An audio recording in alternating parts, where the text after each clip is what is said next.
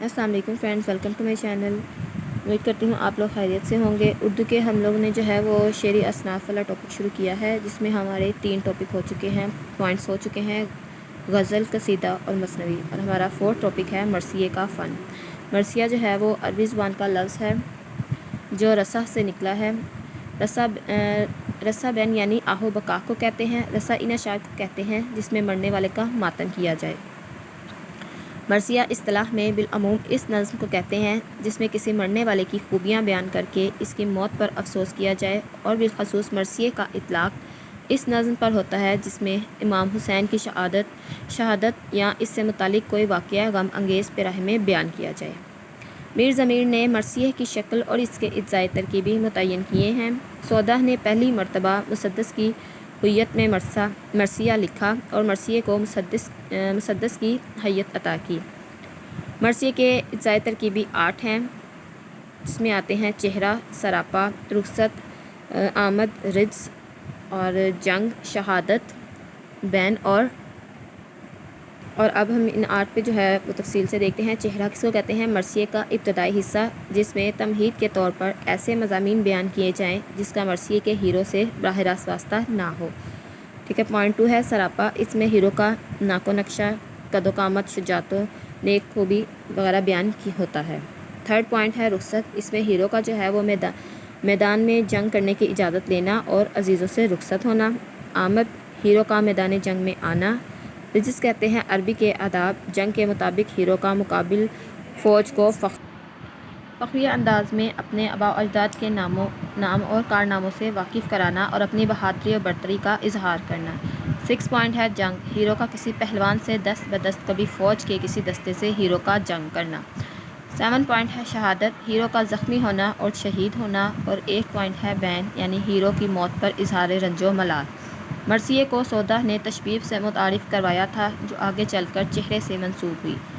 چہرے میں براءت الاستدلال کی صورت ملتی ہے۔ میر انیس نے مرثیے کے بارے میں یہ مصرع کہا ہے۔ نیکسٹ پوائنٹ ہے ہمارا مرثیے کا آغاز و ارتقاء۔ اردو میں مرثیہ نگاری کی ابتدا 16ویں صدی میں ہوئی تھی۔ اشرف بیابانی کو اردو کا پہلا مرثیہ نگار تسلیم کیا جاتا ہے جنہوں نے 1503 میں نوسر ہار لکھی تھی۔ شمالی ہند کا پہلا مرثیہ نگار روشن علی عاشور نامہ کو قرار دیا ہے۔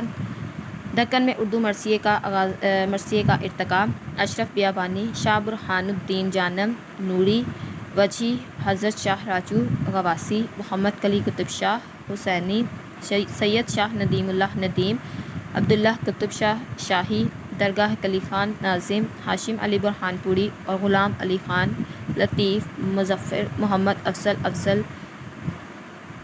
برہان، قاضی محمد بحری، محمد صدیق اور فیض حیدری ہے۔ شمالی ہند میں اردو مرثیے کا ارتقاء، اس میں جو ہے وہ روشن علی فضل، عبداللہ مسکین، محب، یکرنگ، سودہ، میر زاہد، میر حسن، شاہ محمد، ہدایت اللہ، مہربان خان، مرزا ظہور علی، خلیق دہلوی، شاہ نور الحق، قلندر بخش جرات، غلام حمدانی، میر شیر علی افسوس اور میاں سکندر ہیں۔ اور لکھنؤ میں جو مرثیہ نگاری کا پہلا دور ہے اس میں ہے مرزا علی بیگ، افسردہ حیدری، قدح اور احسان۔ ہم نے پہلے دکن میں اردو مرثیے کا ارتقاء پڑھا، پھر ہم نے لکھنؤ میں مرثیہ نگاری کا پہلا دور۔ اب لکھنؤ میں مرثیے کا دور تعمیر، 19ویں صدی کے آغاز کو مرثیے کا دور تعمیر کہا جاتا ہے۔ اس میں جو ہے وہ میر مستحسن خلیق انیس، میر ظفر حسین ضمیر، مرزا جعفر علی فصیح اور دبیر شامل ہیں۔ انیس کے بعد اردو مرثیہ سلیس، نفیس، میر خورشید علی رئیس، میر عشق، تاشق، پیارے صاحب رشید، مرزا محمد جعفر علی اوج اور سید محمد عارف۔ نیکسٹ ہمارا پوائنٹ ہے جدید مرثیہ۔ جدید مرثیہ میں جو ہے وہ جوش نے آواز حق کے عنوان سے مرثیہ لکھ کر 1918 میں جدید مرثیے کی ڈاک بیل ڈالی تھی، لیکن جوش نے آل رضا کو جدید مرثیے کا بانی قرار دیا ہے۔ جوش، آل رضا، 20 مراسی یعنی مرثیے کی جمع، اور جمیل مظہری، نجم افندی، وحید اختر اور امیل فاضلی۔